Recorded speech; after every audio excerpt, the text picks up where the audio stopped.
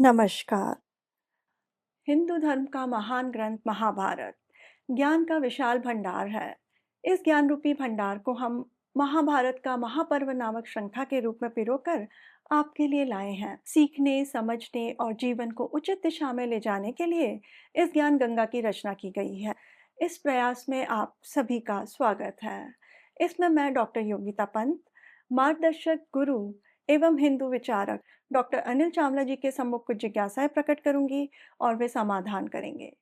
आइए, बुद्धि और विवेक के देवता विघ्नहर्ता गणेश, देवी सरस्वती, द्वापायन कृष्ण और वासुदेव कृष्ण को सादर नमन कर इस वार्तालाप का आनंद लें। अनिल जी, बहुत बहुत स्वागत है आपका। नमस्कार। अनिल जी, पिछले प्रकरण में आपने बताया था कि मयासुर ने राजा युधिष्ठिर के लिए एक विशाल सुंदर सभा भवन का निर्माण किया था। उसमें कौन-कौन रहते थे और क्या-क्या गतिविधियां होती थीं? वो मैं जैसे बताई बहुत केवल एक असेंबली हॉल नहीं था, जी, एक अपने आप में संपूर्ण कन्वेंशन सेंटर जैसे आज होते हैं, था। वहाँ पर ये पाँचों पांडव अपने परिवार सहित उसी भवन में रहते थे। उनका वो भी वहीं उनका निवास वहीं था। जी, इसके अतिरिक्त विदेशों से अनेक ऋषि, मुनि आते थे जी, और उनकी रुकने की व्यवस्था भी वहीं होती थी। उनका सारा स्वागत सत्कार वहीं होता था और जो राज दरबार था वहाँ वो ऋषि मुनि बैठते थे। राजा से बातचीत जो करनी होती थी वहीं होती थी। जी, उस तरह अनेक राजा भी वहाँ आकर रुकते थे। कई राज्यों के राजा जब आते थे तो उनका रुकने का की व्यवस्था भी वहीं होती थी जी, और राजा युधिष्ठिर की सेवा में राज दरबार में वहीं उसी भवन में बैठते थे।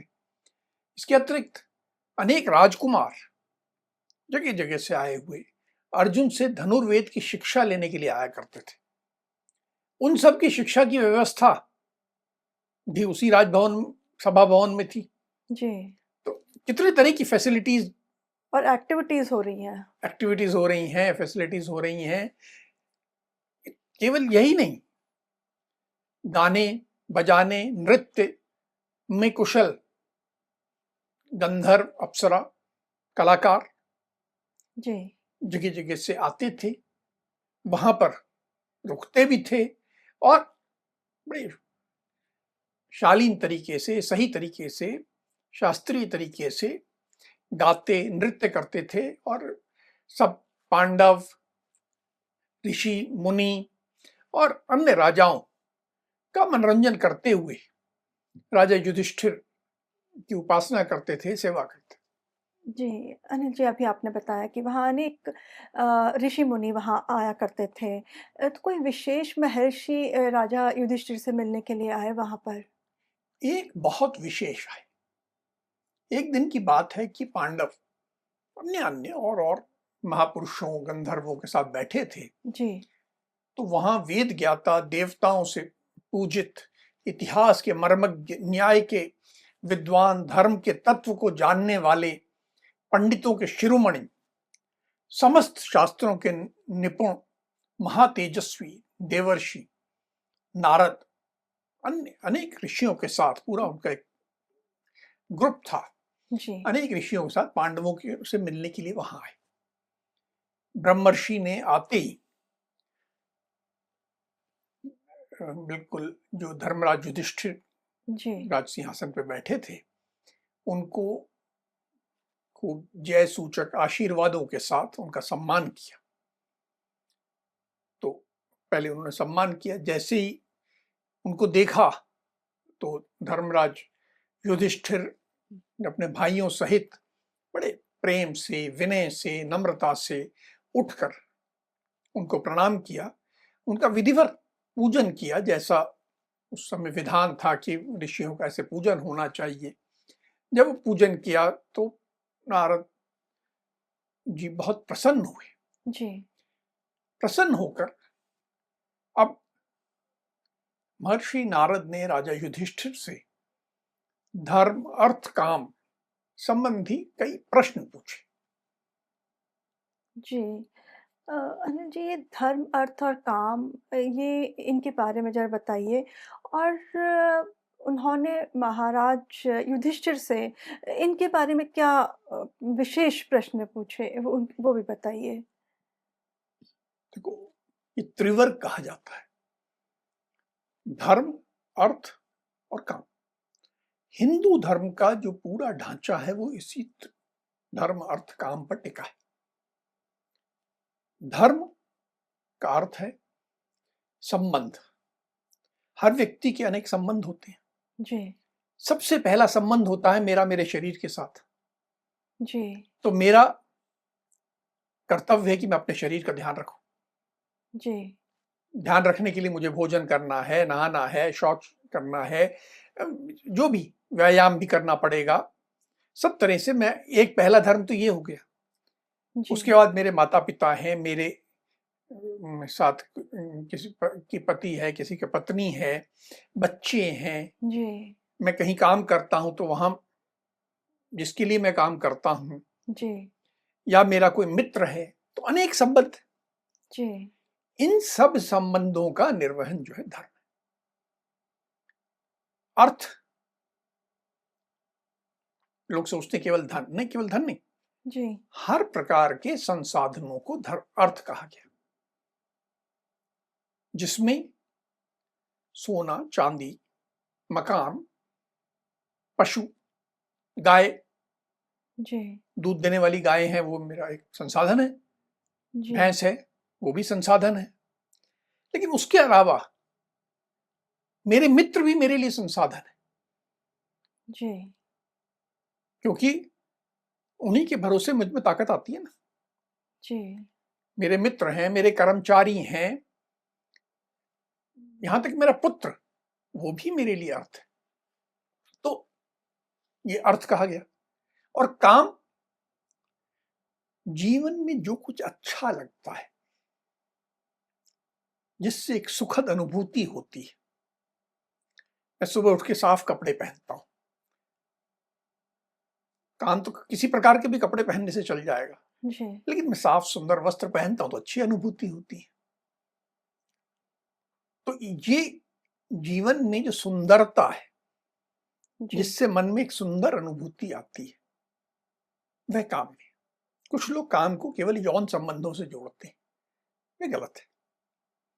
जी यौन संबंध भी काम का हिस्सा हैं, उससे इनकार नहीं है, जी लेकिन काम का दायरा बहुत बड़ा है। इसमें गीत, संगीत जी सब आता है। भोजन करता हूं तो भोजन से मेरे शरीर को शक्ति मिलती है, वो तो भोजन का कार्य है। जी लेकिन भोजन में जो स्वाद आता है, जिससे एक सुखद अनुभूति होती है, वो भी काम है। तो मूल सिद्धांत हिंदू धर्म का ये है कि धर्म, अर्थ, काम, तीनों को हमें साधना है, जी और तीनों जीवन के लिए आवश्यक है। किसी एक को छोड़ देना ये ठीक नहीं है जी कि मैं केवल धर्म पे ध्यान दूंगा, बाकी अर्थ और काम पे नहीं करूंगा, नहीं। तो महर्षि नारद ने राजा युधिष्ठिर से पूछा जी कि तुम्हारा जो धन है, तुम्हारे निर्वाह के लिए पूरा पड़ जाता है ना?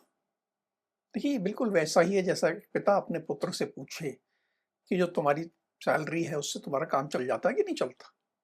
जी क्योंकि अगर नहीं चलता तो क्या करना?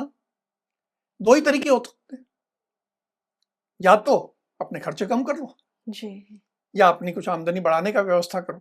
जी तो यहां राजा के साथ भी वैसा ही है। तो ऋषि जो पिता तुल्य हैं, डांट भी सकते हैं, प्यार भी कर रहे हैं, तो पहला जी सवाल यही पूछते हैं कि तुम अपनी इच्छा अनुसार सुख भोग जो चाहिए वो प्राप्त कर लेते हो ना, कोई दिक्कत तो नहीं है। जी पर साथ ही साथ तुम धन के लोभ में पड़कर धर्म को हानि तो नहीं पहुंचा देते कहीं, कि मेरे को धन का लोभ आ गया इसलिए अपने मित्र का पैसा हड़प लूं, जी तो मैंने धन के लोभ में धर्म की हानि कर ली। जी और कहीं ऐसा तो नहीं केवल धर्म में संलग्न रहते हो और उससे धन की भी हानि कर लेते हो और काम की भी हानि कर लेते हो। जी। या कभी ऐसा तो नहीं कि केवल काम भोग में डूबे रहते हो। किसी को मान लीजिए कि नृत्य देखना बहुत पसंद आता है, अब वो जी। सुबह से लेकर शाम तक नृत्य ही देखता रहेगा, जी। तो उसके धर्म और अर्थ दोनों का नुकसान हो जाएगा, वो बर्बाद हो जाएगा। जी। समस्या नृत्य देखने में नहीं है, जी। समस्या क्या है कि आप केवल उस पर ध्यान देते हुए बाकी दोनों का विनाश कर रहे हैं। तो नारद मुनि पूछते हैं कि तुम ऐसा तो नहीं करते? हे वरदायक नरेश, जी। तुम त्रिवर्ग का सेवन में उपयुक्त समय का ध्यान रखते हो कि नहीं? अपने समय का, काल का विभाजन करके कि ये समय इसके लिए, ये समय इसके लिए, ये समय इसके लिए। जी। भाई मेरा एक ऑफिस का टाइम है, जी। तो मैं उस समय ये काम करूंगा, और एक मेरा परिवार के साथ परिवार बिताना। के साथ है तो वो अलग समय है, एक मेरा भोजन का समय है तो मैं भोजन करूंगा, जी। एक नृत्य क्रियाओं का समय है तो वो करूंगा, जी। कुछ समय है जिसमें कि मैं जाता हूं और मित्रों के साथ मजे करता हूं, मौज मस्ती करता हूं, वो भी ठीक है। लेकिन दिन भर मित्रों के साथ मौज मस्ती करता रहूं ये भी गलत है, जी। और दिन भर काम करता रहूं, मौज मस्ती बिल्कुल ना करूं, जी। ये भी ठीक नहीं। तुम समय का विभाजन करके, विभाग करके, और उचित समय पर धर्म अर्थ काम का सेवन करते हो कि नहीं? जी। इस प्रकार महर्षि नारद ने राजा युधिष्ठिर से पूछा। जी। त्रिवर्ग के अतिरिक्त देवर्षि नारद ने राजा युधिष्ठिर से क्या उनके राज्यकार्य के संचालन के बारे में भी कुछ प्रश्न पूछे? देखो, राजकार्य का संचालन भी त्रिवर्ग में ही आता है, वो धर्म है राजा का। जी। तो पहला प्रश्न यही था कि हे नरदेव, क्या तुम ब्राह्मण वैश्य शूद्र इन तीनों वर्णों की प्रजाओं के प्रति अपने पिता जैसा भाव रखते हो कि नहीं? और तुम्हारे पिता पितामहों द्वारा व्यवहार में लाई हुई धर्मयुक्त उत्तम एवं उदार व्यक्ति का व्यवहार करते हो कि नहीं? देखिए, यहां पर सब वर्णों की बात कही जी। और राजा से क्या कहा गया है कि सबको तुम उनके पिता के समान रहो। जी। वो उनसे पूछते हैं कि क्या ये समस्त प्रजा तुम्हें समदर्शी एवं माता पिता के समान विश्वसनीय मानती है? तुम तीनों को बराबर दृष्टि से देखो, जी। ये नहीं किसी को अछूत कह दो, भेदभाव नहीं करना है। भेदभाव नहीं करना है, छुआछूत नहीं करनी है, जी। तीनों को समदृष्टि से देखना है, और ऐसी कि वो तुम्हें ऐसा ही माने कि जैसे हमारे माता पिता हैं। पहली बात प्रजा के प्रति आ गई। जी। क्या तुम अपने और शत्रु के बलाबल की, बल और अबल मतलब ताकत और कमजोरी दोनों की, और अधिकारियों की, अधिकारी अपने भी और शत्रु के भी जी। परख करते रहते हो ना? देखिए, मुझे केवल अपने ही अधिकारियों का ध्यान नहीं रखना है, जी। मुझे शत्रु के अधिकारियों का भी ध्यान रखना है कि उनके अधिकारियों की शक्ति क्या है, कमजोरियां क्या है। जी। और इसके बाद क्या तुम अपनी और शत्रु की शक्ति को अच्छी तरह समझकर, दोनों की शक्ति को समझकर, जी। तोलकर कि हम जी। किस स्थिति में हैं, और यदि शत्रु प्रबल हुआ, लगा कि शत्रु प्रबल है, जी। तो उसके साथ शांति बनाए रखकर अपने धन और कोष की वृद्धि के लिए सब प्रकार के कर्म करते हो कि नहीं? देखिए, एक बहुत बड़ी बात कही जी। कि यदि शत्रु प्रबल है तो जब बिना मतलब कि जबरदस्ती युद्ध करने मत जाओ। जी। ये शायद यदि यूक्रेन को पहले मालूम होता तो रशिया से नहीं भिड़ता। जी। शक्ति का आकलन करो, अगर वो कमजोर है और आप लड़ रहे हो तो ठीक है, जी। पर अपने से शक्तिशाली से लड़के अपने आप को बर्बाद तो नहीं कर रहे थे कहीं? जी। ये महर्षि नारद उपदेश दे रहे हैं और प्रश्न पूछते हुए फिर बोलते हैं, तुम्हारे राज्य के जो धनी लोग हैं वो बुरे व्यसनों से बचे रहते हैं ना, और बुरे व्यसनों से बचे रहकर सर्वथा तुमसे प्रेम करते हैं ना। अब यहाँ एक बहुत गूढ़ बात है। जी धनी व्यक्ति है, उसके पास पैसा है, वो जैसे मर्जी उड़ाए? जी नहीं। अगर राज्य के धनी व्यक्ति व्यसनों में लग जाएंगे, जुए में, शराब में, और करने लगेंगे, तो वो व्यापार के लिए, समाज की उन्नति के लिए, जैसे इंडस्ट्री लगाना है या कोई नया बिजनेस सेटअप करना है या कोई नई ट्रेडिंग करनी है, जी उसमें ध्यान नहीं देंगे, जी तो राज्य का विकास होगा क्या? नहीं। तो ये राजा को देखना है कि ध्यान रहे कि मेरे राज्य के धनी लोग जो व्यसनों में तो नहीं उलझे हुए हैं, और ध्यान देते हुए ऐसे कि वो प्रेम भी करते रहे मुझसे, केवल डंडा नहीं मारना है, जी जी बड़े प्रेम से उनको सही रास्ते पर रखना है। जी शत्रु के जो गुप्तचर हैं वो कहीं ऐसा तो नहीं कि तुम्हारी जो गुप्त मंत्रणा है, जो सीक्रेट बातचीत है, उसका उनको पता लग जाता हो और वो प्रकाशित कर देते हो। आप देख रहे हो महर्षि नारद किस प्रकार गवर्नेंस के हर पहलू को छू रहे हैं, जी और एक राज्य कैसे मजबूत बने उसका कुछ प्रश्नों में ही एक दिशा निर्देश दे रहे हैं। जी। अनिल जी, उन्होंने अभी आपने राज्य संचालन की बात करी, तो उसमें तो मंत्रियों का भी योगदान रहता है, तो उन्होंने मंत्रियों के विषय में भी कुछ प्रश्न पूछे? मंत्री तो बहुत सबसे महत्वपूर्ण है। राज्य में मंत्री तो अच्छे होने ही चाहिए। जी तो महर्षि नारद पूछते हैं कि हे राजन, तुमने अपने समान विश्वसनीय, मतलब कितना विश्वसनीय होना चाहिए मंत्री, जितना तुम अपने पे विश्वास करो उतना ही उस पे करो। वृद्ध, वृद्ध का अर्थ केवल सफेद बाल वाला बूढ़ा नहीं है।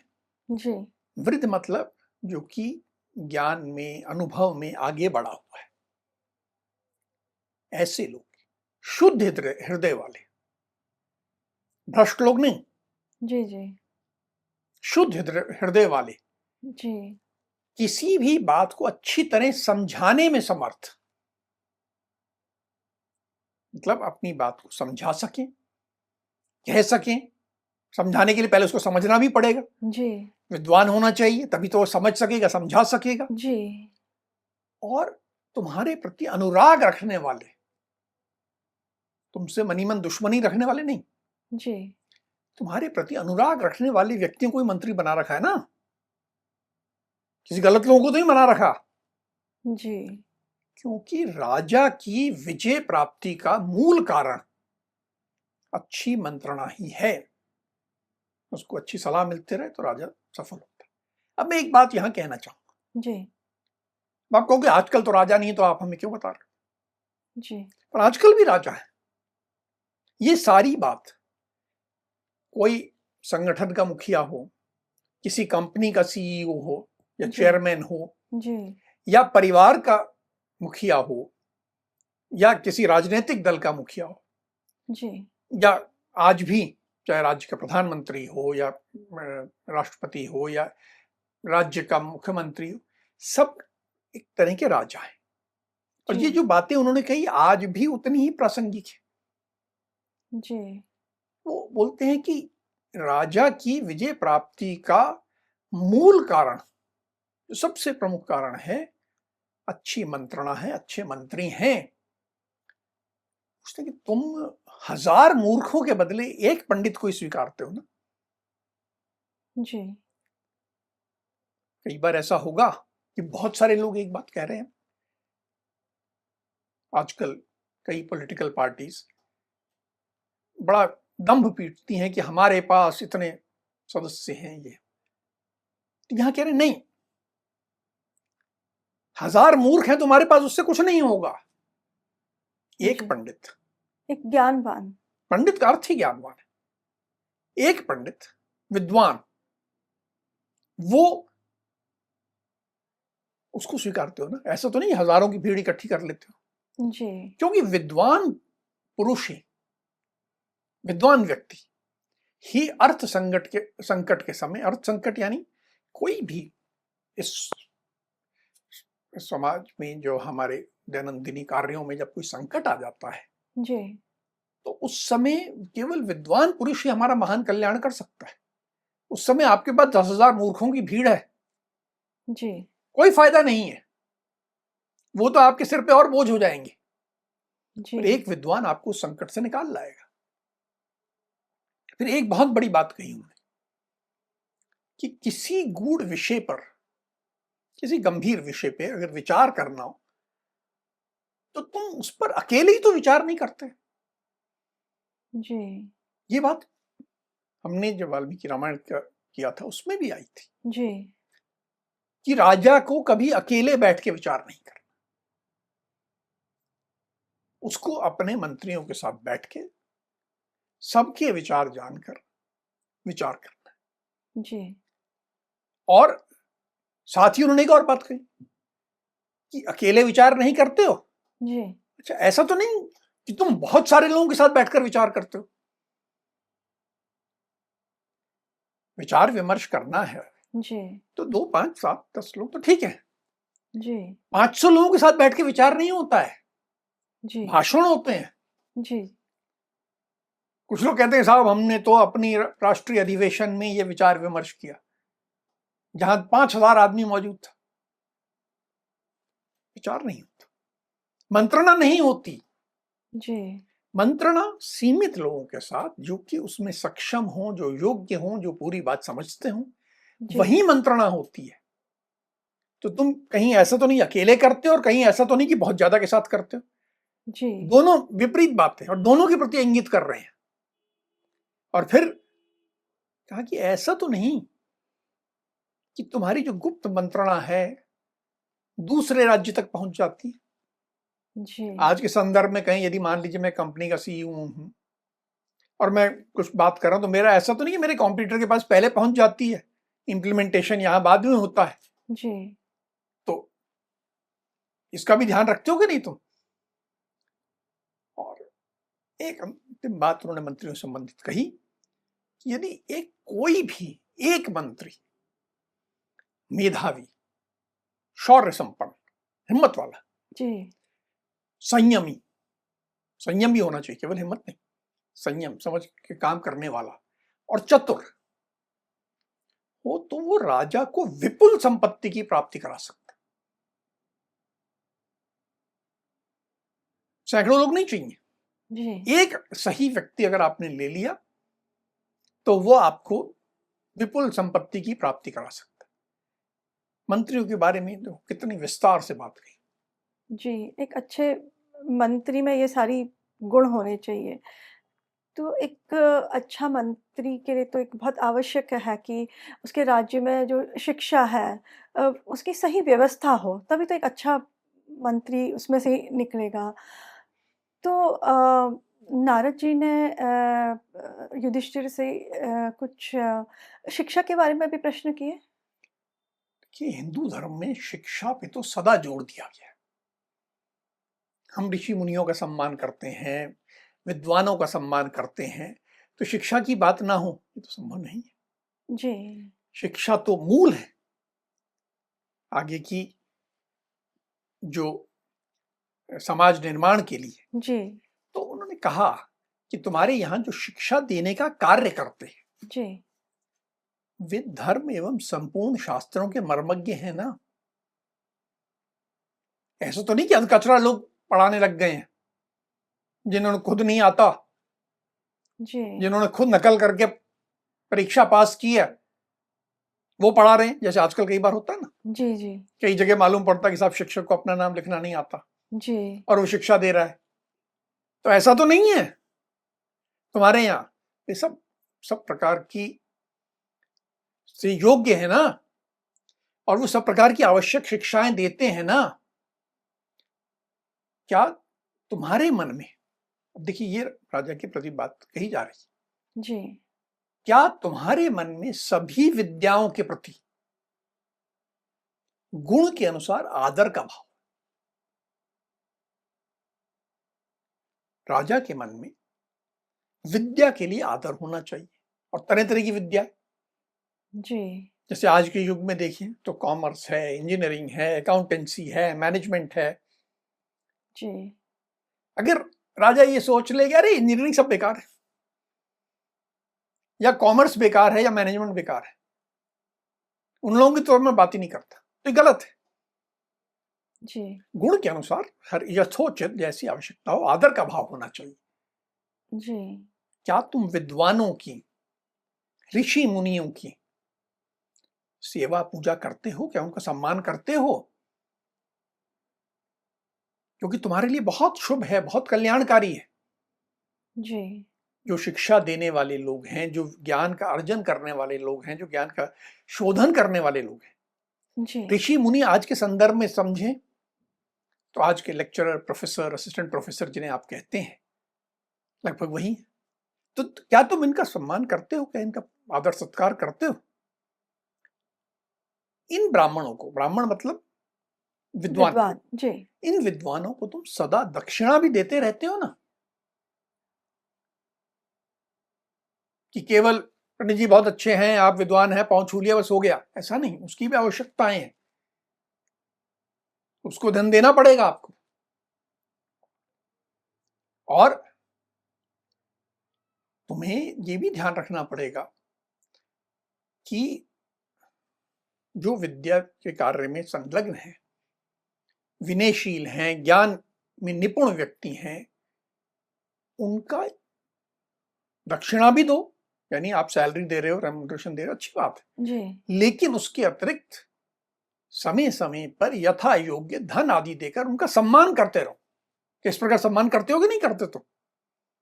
जी, तो शिक्षा के जो केंद्र में शिक्षक है, उस पर महर्षि का इतना ध्यान था, और वो राजा को उस तरफ उन्होंने इंगित किया। जी। अच्छे शिक्षक होंगे तो अच्छे विद्यार्थी और अच्छे नागरिक कहें कि उभर के आएँगे। जिन्होंने विद्वानों और शिक्षक के संबंध में तो बहुत सही उपदेश दिया। अब उन्होंने सेना के बारे में भी कुछ प्रश्न पूछे। सेना भी बहुत महत्वपूर्ण है। कोई भी राज्य, जी, अगर सेना कमजोर होगी जी, तो शत्रु राज्य उस पर हमला करके कब्जा कर लेंगे, वो स्वतंत्र नहीं रह सकता। जी, सुरक्षा की बहुत। सुरक्षा के लिए जी, तो पूछ रहे हैं कि तुम्हारी सेना के जो मुख्य मुख्य दलपति हैं, दलपति यानी ऑफिसर्स, जी, आज आप उनको आप कहते हो कर्नल है, लेफ्टिनेंट है, सूबेदार है, जो भी है, जी, ये जो मुख्य मुख्य दलपति हैं, जो ऑफिसर्स हैं, वो सब प्रकार के युद्धों में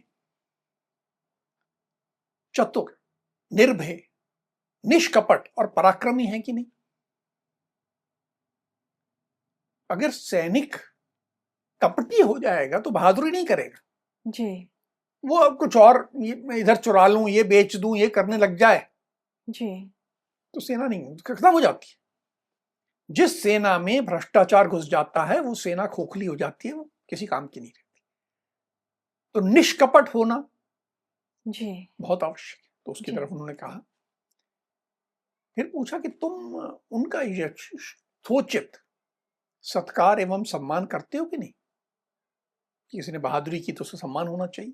जी, आज भी दिए जाते हैं ना, मेडल दिए जाते जी, हैं जी, उनको, तरह तरह के चक्र दिए जाते हैं। जी, जी, तो तुम करते हो?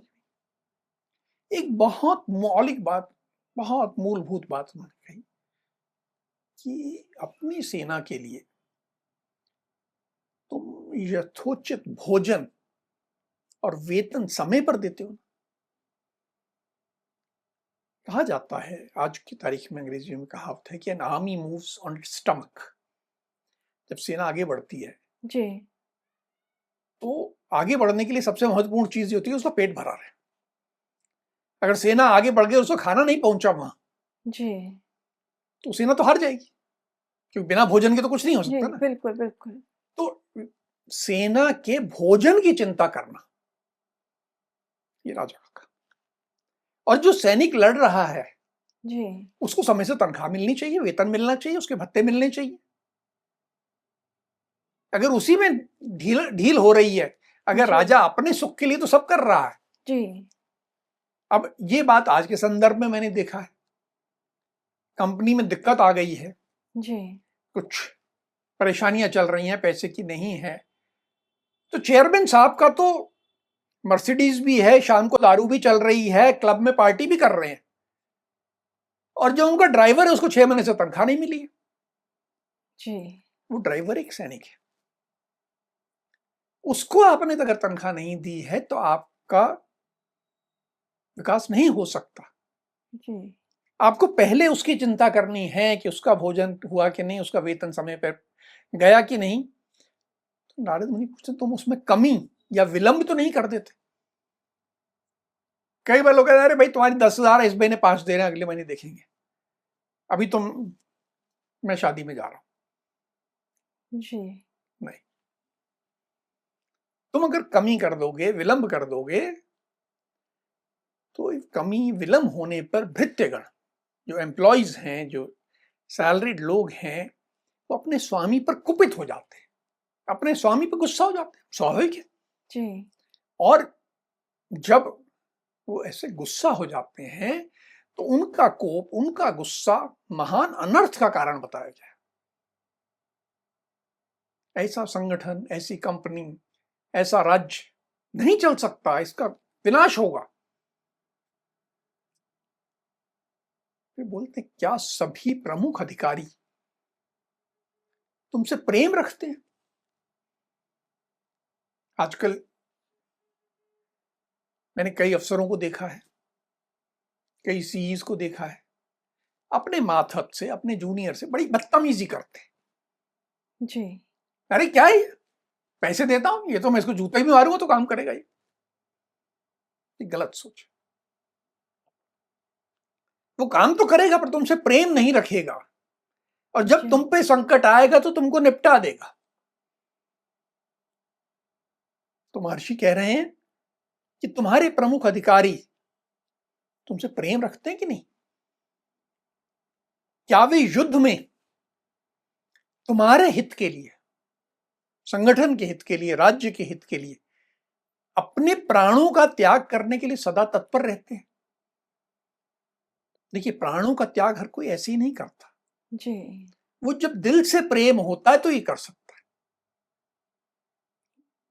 और जो लोग तुम्हारे हित के लिए सहर्ष मृत्यु का वर्ण कर लेते हैं, मौका पड़ा तो लड़ गए, मर गए, जी अगर ऐसा कोई व्यक्ति है, या ऐसा है कि बड़े भारी संकट में पड़ गया, अपने आप को उसने संकट में डाल दिया, अपने शरीर को खतरे में डाल लिया, सब कर लिया, ऐसे लोगों के बाल बच्चों की तुम रक्षा करते हो ना, तुम उनकी चिंता करते हो कि नहीं? जी ऐसा नहीं कि वो मर गया सो मर गया, मेरे को क्या करना, ऐसा नहीं। तुम्हें उसके बाल बच्चों की भी चिंता करनी है, करते हो कि नहीं करते?